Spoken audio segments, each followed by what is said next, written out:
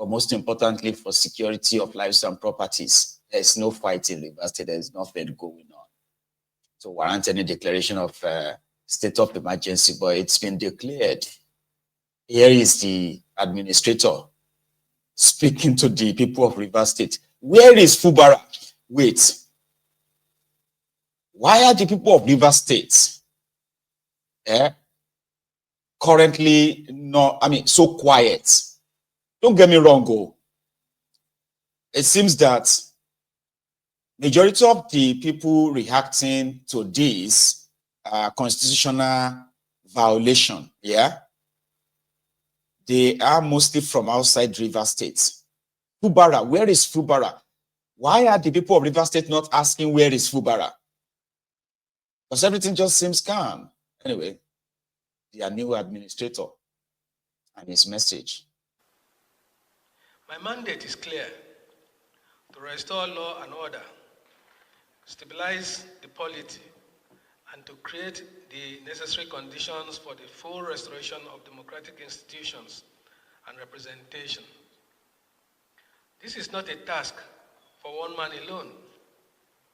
Success will depend on the collective effort of all Rivers people, elders, political leaders, traditional rulers, faith leaders, youth, women, the media, and civil society. I do not come as a partisan actor, nor as a competitor in the struggles that have brought us to this moment. I come as a servant of the state, entrusted with the solemn duty of restoring peace and order so that Rivers State can move forward once again and reclaim its rightful place as the oil and gas capital of Nigeria, and I dare say Africa. My role here is to ensure that the lives and livelihoods of our people are not held hostage by crisis and instability. Like, I don't understand. There is no breakdown of law and order in Rivers State. None. Even when this pronouncement or declaration is made, there is no real reaction per se. Yeah? Where is Asari Dokudom? Remember that Asari is always on social media before he became king. Okay, he's now a king. Asari Dokudom is always on social media, especially on Facebook, where he will go live to taunt the Igbos, threaten them, brandish gun, and then he will brag of how his own soldiers, his own militants, right, have been killing the Igbos in Igbo land. I mean, true story, because to him, he signed a deal with Bokwari, and that deal is to hunt down every IPOB he can see. And he's been working with Oples Uzodingba, the Oples Uzodinjo of the Supreme Court Governor of Owerri. So now that the soldiers are now hunting down those they considered as loyalists of Fubara, where is King Asari? I've been Alaji Asari, Alaji Kings, King Alaji Asari, Alaji Kings Asari. I don't know. But here is one of the Niger Delta leaders speaking on the matter. You know, this is not the first time state of emergency is being declared. When you are the spokesman of Jonathan, a situation like this came up, and 3 states, state of emergency was declared in 3 states. And when they asked you, why did the president not sack the governors? You made it clear that the Constitution does not empower Mr. President to sack or suspend elected representative or governors in the case of state of emergency. Mr. President relied on Section 305. If you look at the Section 305 all through, Section 305 is supposed to apply in the northern part of Nigeria where we had war. In the case of Rivers State, there's no war, no fight, the whole place is quiet, and yet a state of emergency was declared. And not only that, an elected governor was suspended, the House of Assembly was also suspended. This is somehow not proper. It's an illegal action. The Constitution did not empower Mr. President in any way. I have looked at the condition under which a governor can be removed. This was not part of the conditions in the Constitution. But I will give you why these actions. One, Mr. President seems to be very desperate to whip opponents to their knees. Wike is the asset man of Mr. President. Yes, on Wike, even last week came to Rivers State like a president. He came with the military, the army, the police, the navy, the air force, the DSS, gunboats, airplane, tanks, artillery, all were mobilized for a visit of a minister with the intention of causing crisis so that this state of emergency can be declared. Mr. President met with the two of them and set up an agreement. In that agreement, the same Fomara was asked to withdraw his case from the court. Two of them. But the other party refused to withdraw their case. It's like two men carrying gun. You ask one man to drop his gun, and the other man did not drop his gun, and he didn't care. You don't blame him, and you ask him to shoot the man, and they shot him. And that is how they got the Supreme Court judgment they're talking about. Mr. President accused SAME of not implementing the agreement. If you look at it closely, nowhere in the world where a man who has resigned will be forced to come back and the governor will accept him. But the governor accepted. He said accept House of Assembly members that have decamped from their party. He did. All the conditions, he complied with it, yet you are not satisfied. The River State elders looked at it, and some of us felt, no, these 8 times conditions are not good for the state, and so we went to court. Those things we are telling the governor not to do that he applied are the ones that are today which haunted him. You went to Supreme Court with the same 8-point agenda. You asked the judges to write exactly what you wanted. And they did for you. The governor is willing to implement the Supreme Court judgment and is ready to do that, and they are saying they cannot accept it. Mr. President never blamed them. Pan Niger Delta Forum went to see Mr. President. I was among them who went there. Mr. President laid blame on the governor. He never blamed Nyesom Wike. Two people are fighting, and if you want to make peace, what you would have done is to say, okay, I fire my minister. At least you have the power to fire a minister that has been causing confusion, not only in the Niger Delta, also in the north and in the southeast. You did not fire him, but you can fire the governor that you don't have power to fire. These are things that are obvious. Now, other governors may be watching. Today is the turn of Sam Fomara. He will apply it to the other states, particularly the PDP states. Those governors that are stubborn that will not do his bit, he will sack them. National Assembly members, they are there. The law says they have to confirm, not the aspect of governor, the state of emergency. But in this case, he has also gone contrary to the Constitution. He has violated the Constitution and is asking the National Assembly to approve for him that he violated the Constitution, and they all accepted. If National Assembly now think this is the president that they can trust, I worry, because definitely it will go, you know. It's a matter of time. Like every one of them feels like they have a seat at the table. Of course, that's right. And this lady too, on the same matter, by the way. Please listen. Princess Comrade Mrs. Rosemary John Odwane. And I will tell you for free, you can see the atmosphere woman feels at this moment. We are first saddened by the fact that we lost a father in the person of Chief E.K. Clark.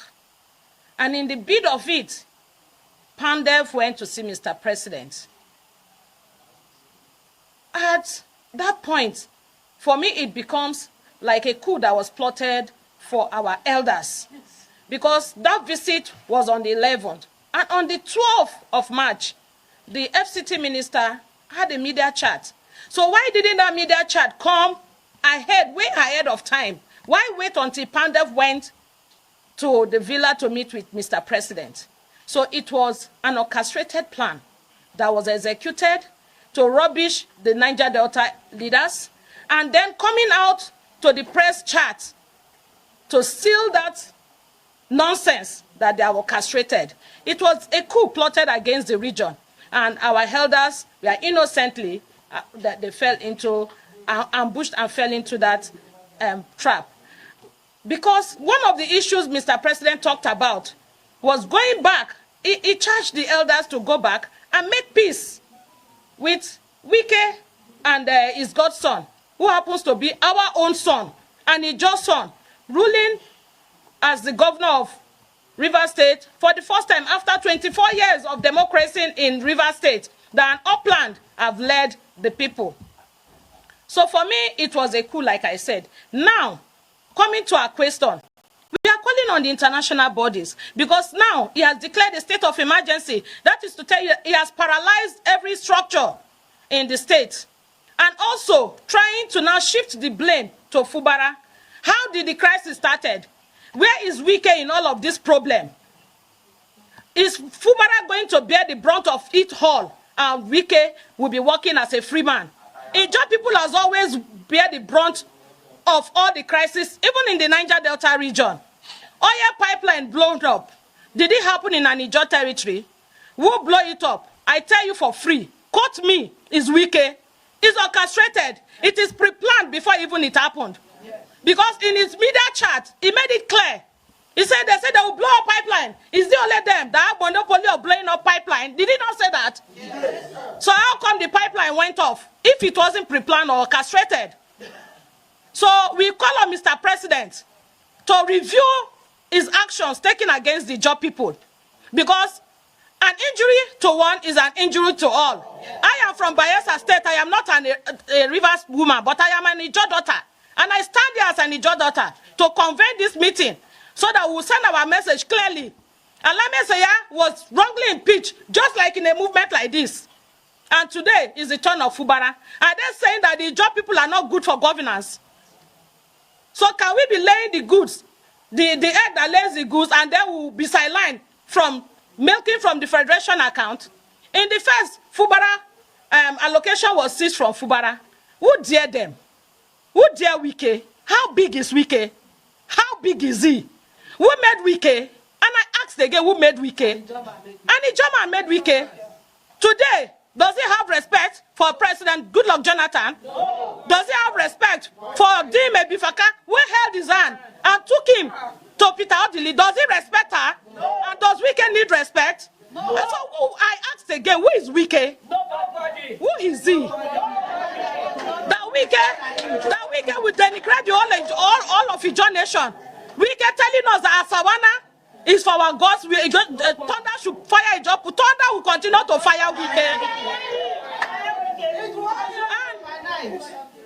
The oil and gas passes through our ancestral land. Bringing an Akwa Ibomite to come and rule over Rivers State will not work. It will not work. They might not touch me. It not go work, eh? It not go work. This state of emergency declared in Rivers State is a state of emergency declared against the Ijaw nation. It is unconstitutional, it's a rape of our democracy, and we call on Mr. President to review his action against the Ijaw people. Because we can call for an... I don't hear you. Just calm down, Auntie. The moment I was hearing castrated. I didn't know she was saying they orchestrated. So when they now got to the eggs that laid the goose, I was like, Auntie, you need to calm down. It's like having like 1 million words running through your brain and you want to say everything at once. You just begin to, Asawana, they say me thunder fire, Asawana. With any wikisha, with any wiki, like normal, na with a guy. I didn't even hear that part. Me thunder fire, Asawana. It's like Asawana is it's like an Ijo god or something. Must be. Because everybody says it. Asawana, hey, Asawana, hey, something like that.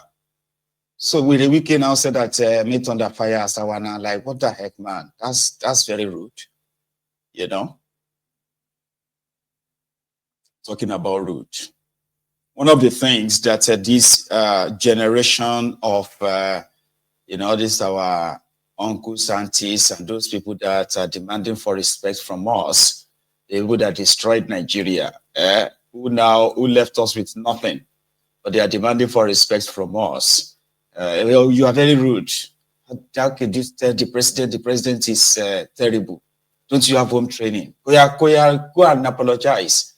That same generation, maybe they have something again to munch on.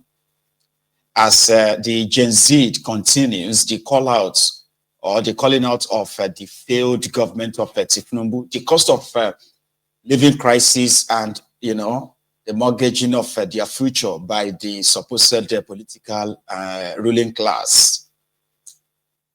These young Nigerians have started calling out the religious leaders too.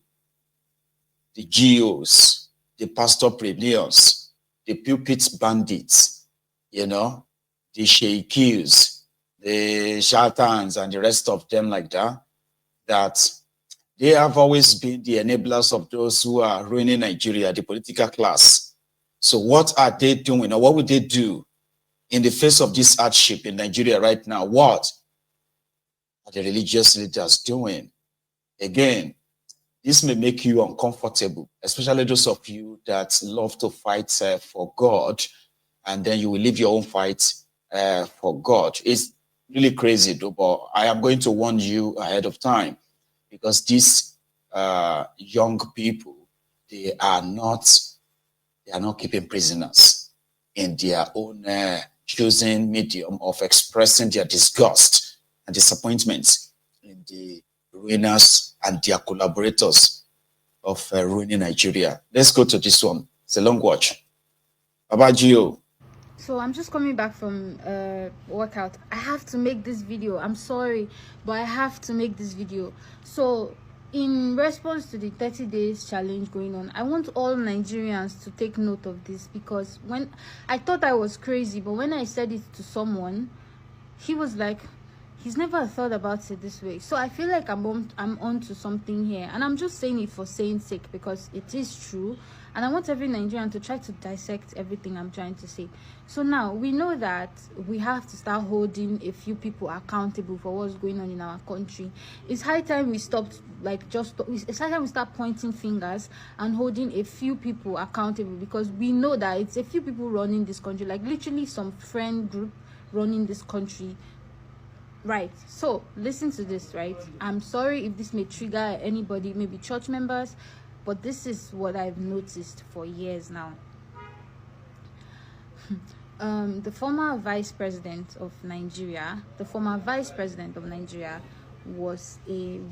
is a redeemed pastor, like a pastor with the Redeemed Church. The current president of Nigeria, his wife, is a redeemed pastor. The current EFCC chairman of Nigeria is a redeemed pastor. Now, I don't know if you follow this VDM versus Mesichinwo incident, but you realize that like the 3-4 lawmakers, judges, and EFCC people that are literally using power to subdue the EZT guy, all of them are redeemed pastors. Now, we have this picture of... hold on, let me show you the picture.